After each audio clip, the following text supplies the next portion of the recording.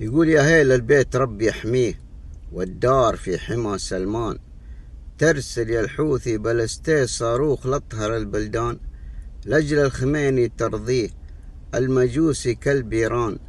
تهدم بيت الله بانيه وفيها الركن اليمان، وأول ملك تبع كسيه حرير يا عديم الإيمان.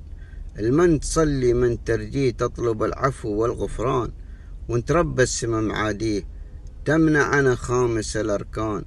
قل لي لك رب ثاني تدعيه أو حولت قبلتك يم طهران. شفت العرب سلمان تنخيه وانت عليك اللعنة يا شيطان. أسود قلب الحقد ماليه الذيل عقرب والناب ثعبان.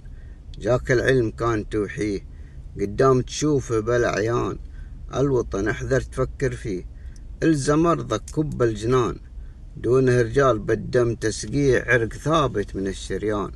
سباع بر تحرس أراضيه صقور جوف البحر حيتان.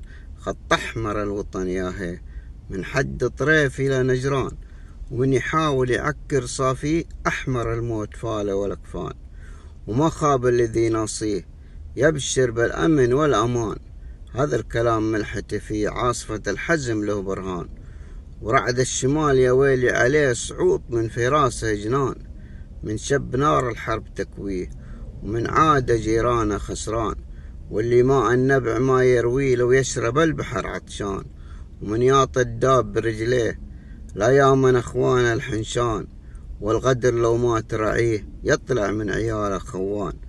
احرص لا جيت تماشيه خلك منه يقذن بهان، ومن صد ساعة تناديه ولا جابت نخوة العربان. هذاك لو احذر تجيه خلي يذوق الذل والهوان.